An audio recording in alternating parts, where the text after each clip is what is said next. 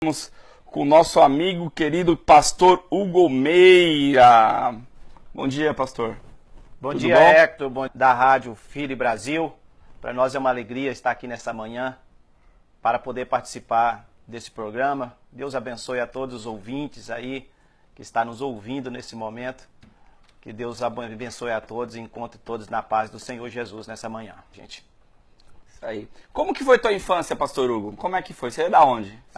Eu nasci Deixa eu adivinhar, você é mineiro. Não, nasci no Espírito Santo. Capixaba. Capixaba, nasci no Espírito Santo. Vila Velha, acertei? Em Pinheiros. muito longe. Não é tão longe ali de Valadares também. Não é muito longe, não. Fica meio próximo ali. Nasci naquela região de Pinheiros. Ainda pequeno, meu pai mudou-se para Bahia. Então moramos também um tempo na Bahia. E ficamos até os 11 anos de idade por ali, por aquela região. Que lugar da Bahia, pastor? Em Medeiros Neto, fica próximo a Teixeira de Freitas. Ali No sul da Bahia. No sul da Bahia, já próximo a Minas também, já perto de Nanuque, por ali, né? E ficamos até os 11 anos de idade. Os 11 anos nós mudamos para Rondônia. A gente mudou para Rondônia. Você é viajado, hein? Muito viajado. Vamos imigrar em Trabalhava Rondônia. em circo não, teu pai não? Não. Não trabalhou nisso, não. Trabalhou em muita coisa, mas em circo não chegou a trabalhar, não. Aí foi para Rondônia, Ji-Paraná. Fomos para Rondônia, pertinho de Paraná, em Ouro Preto. Meu pai foi tomar conta de uma fazenda de um amigo ali em Rondônia.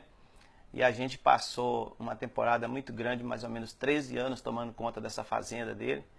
Então foi um pouco difícil, Você sabe? era criança, você trabalhava ali na 11 fazenda? anos de idade já tivemos que deixar a escola e trabalhar todo mundo na mesmo? fazenda.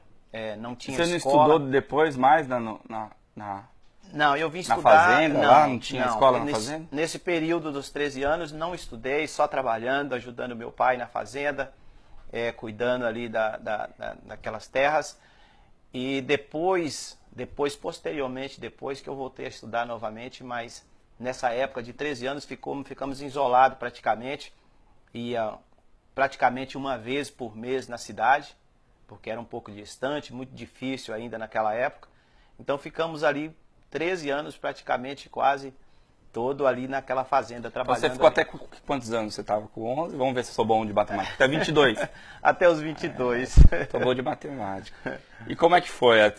Foi uma infância gostosa ou sofrida pelo trabalho? Como é que é? Foi um pouco sofrida, né? Porque eu tinha muita vontade de estudar, de viajar. E a gente tivemos as condições muito difíceis e não tivemos condições para isso. Eu reconheço a dificuldade que era na época, meu pai, a situação financeira não era muito boa. E a gente tivemos que submeter a trabalhar nessa fazenda para conseguir sobreviver. Então, para a gente é um pouco difícil, né, falar sobre isso, porque você fica como se tivesse seus sonhos, parece que perdidos Limitado, ali, né? limitados.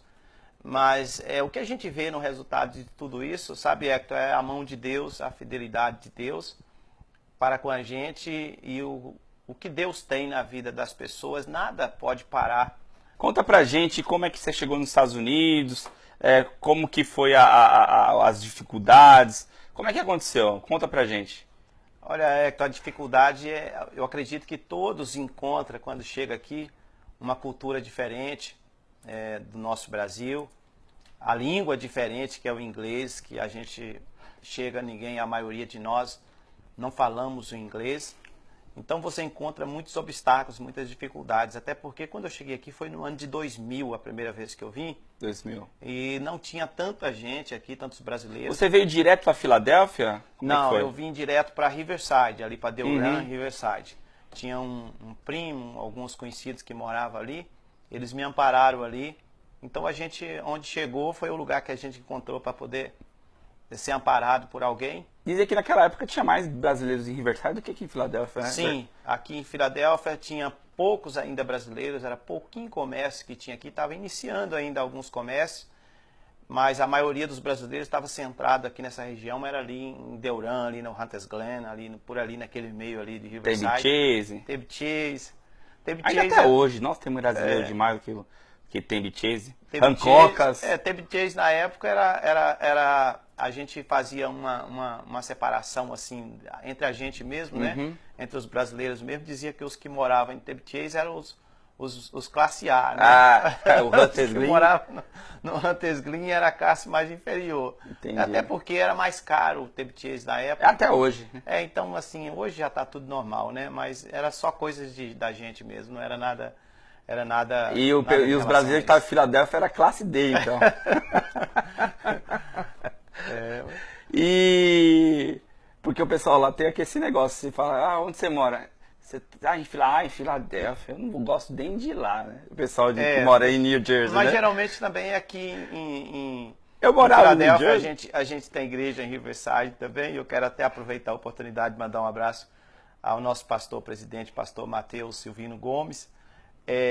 A gente tem igreja lá, então as pessoas daqui têm dificuldade para ir para lá, porque a ideia que se tem em Riverside, em Delran, é que a polícia vai parar quando chega ali, né? Todo mundo tem medo ali, parece que quando Daqui chega ali, pra lá. Daqui para lá. E os de E lá de lá? para cá também tem um obstáculo também. Fala, Ah, não vou em tem Filadélfia, parking Não tem direito. parque, o trânsito é muito maluco em Filadélfia, Então. não vou. Justamente. Então cria esse obstáculo daqui para lá e de lá para cá, mas são coisas só que as pessoas vão falando e acaba criando esses obstáculos, mas não tem nada disso não, são tudo... Um abraço, pastor Matheus. Queremos você aqui, hein? Vamos falar para ele vir. Ele vem, não vem? Vem, o pastor vem, com certeza. E como foi seu encontro com o Evangelho, pastor Hugo? Olha, o encontro com o Evangelho, sempre eu falo para as pessoas que são decisões. Deus já tem preparado tudo para a gente. O que a gente tem que fazer é decidir o que você quer da sua vida. Se você quer continuar com a vida de sempre ou você quer mudar a sua vida e não só a sua vida, mas a sua geração, né? Porque quando você muda a sua vida, você vai mudar também a sua geração. E foi uma oportunidade que eu tive de alguém me levar para a igreja evangélica e ali eu tomei uma decisão e tive um encontro real com Deus. Na segunda vez que eu entrei na igreja, eu já tive um encontro com Deus, aonde Na segunda? na segunda vez que eu E entrei. por que não foi na primeira? Não sei, talvez a indecisões, o medo, incerteza, né, que a gente cria dentro da gente. O Espírito de Deus sempre fala com você quando você entra na igreja. Deus sempre vai falar a voz de Deus. Mas a gente tem as incertezas que a gente tem, as dúvidas, a renúncia, porque o Evangelho é uma renúncia. Se você não renunciar das coisas velhas que te prendem, você jamais vai conseguir chegar ao Evangelho perfeito de Deus. Então é uma renúncia, e para renunciar não é fácil. Você deixar tudo que você vivia dentro de 20 e poucos anos e começar uma vida nova, não é fácil. Eu falo tudo que te arrasta, né? Tudo que te prende. No caso que a gente que não era evangélico, você bebia, você fazia todos esses tipos de coisa. E você tem, a igreja vai proibir você de beber. Não é a igreja que vai proibir você de beber. O evangelho vai transformar você a ponto que você não vai necessitar mais de beber.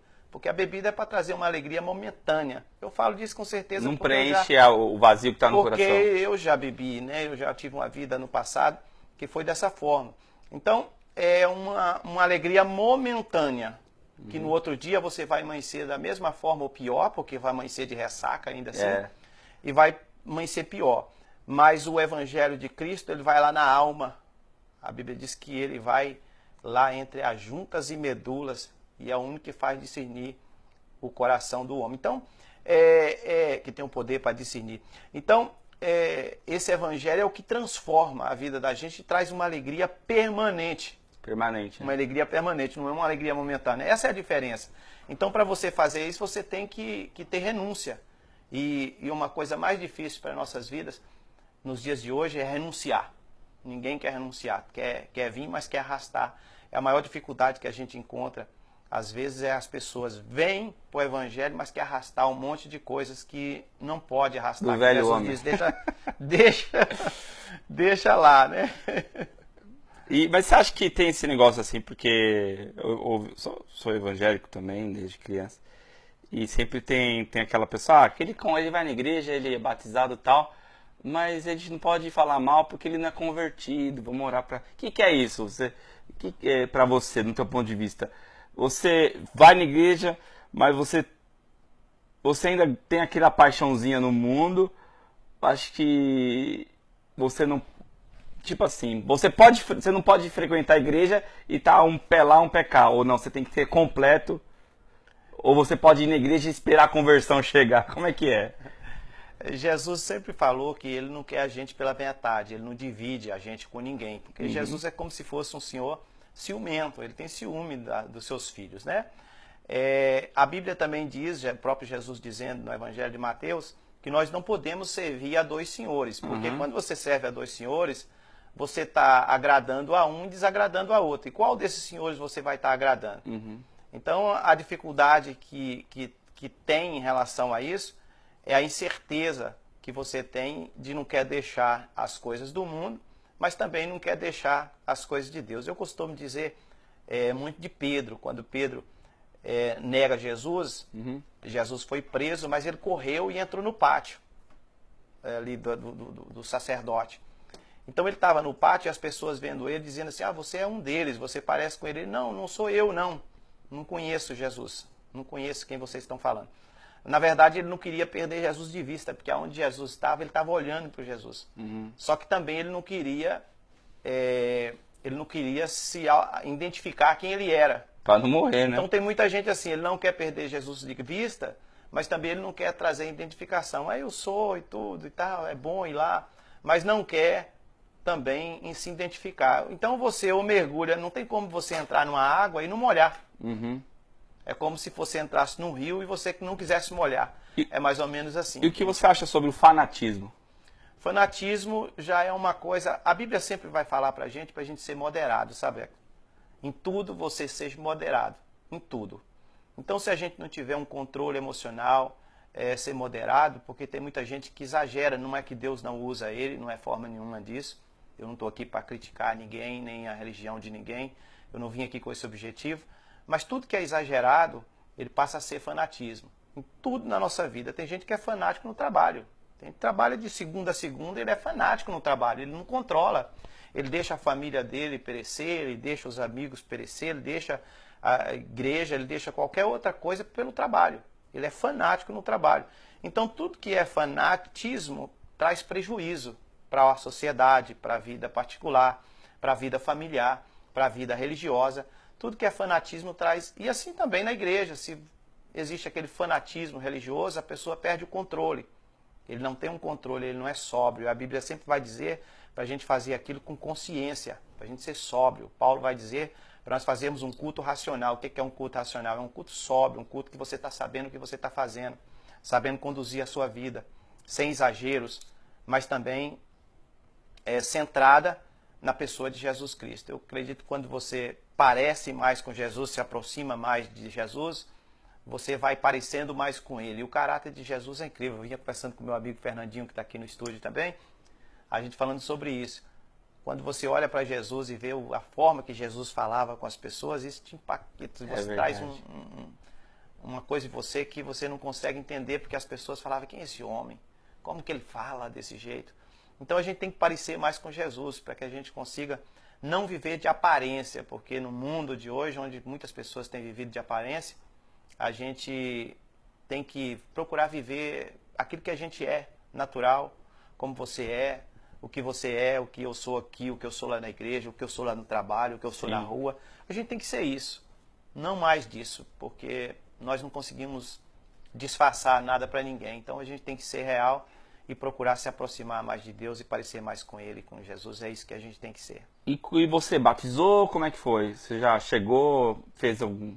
Sim, não, e um período de 1 ano eu fiquei na igreja. Até o batismo? Até o batismo, onde a gente fez um discipulado para batismo. Que igreja que você já foi a primeira que você foi? Foi na Assembleia de Deus, ali de Riverside, foi a primeira igreja. Pastor Mateus mesmo? Não, era um outro pastor que estava na época ainda, o pastor Inácio, que está no Japão. E depois passou outros pastores, pastor Pedroso, que me ajudou muito no meu começo, pastor João Batista, e depois o pastor Mateus veio. Você acha importante ter um conhecimento bíblico antes de batizar, né? Sim, é importante. Eu estou fazendo agora mesmo com 7 irmãos que vai descer as águas agora no próximo domingo, no próximo final de semana. A gente está fazendo discipulado. Isso é importante orientar as pessoas, porque você faz o discipulado, eu já fiz discipulado com pessoas que chegou no final do discipulado e falou assim, pastor, eu decidi, eu não vou me batizar. Porque tem alguns que não quer fazer, porque é que as pessoas se batizam na marra. E não é assim, E né? não é assim, a pessoa tem que ter liberdade, ele tem que conhecer. Por isso que eu disse sobre a fé, depois que você conhece, você decide. Não quero, quero, não quero. Então você tem que tomar sua decisão consciente daquilo que você quer para a sua vida. Não é obrigado, porque tem alguns que querem obrigar a pessoa a ir na marra só para poder falar assim, foi. Mas na verdade não dura muito tempo. não é por força nem por violência, não, jamais, jamais. O Evangelho de Cristo ele é gratuito, ele não é forçado, ele não é nada disso. Então é um Evangelho livre. Por isso que Jesus veio para poder nos libertar, para trazer liberdade. Não para aprisionar, porque se for para você aprisionar, você fica aprisionado no mundo. Né? Então, é liberdade. Liberdade, não libertinagem também, porque as pessoas confundem muito a liberdade de Cristo com libertinagem. Então, Jesus nos libertou já do pecado, da escravidão do pecado. Foi isso que ele fez, não para poder também trazer libertinagem. Mas é importante, muito importante. O discipulado ele é importantíssimo para o novo convertido, a pessoa que vai se batizar. Vou fazer mais um break e para a gente falar dos nossos patrocinadores.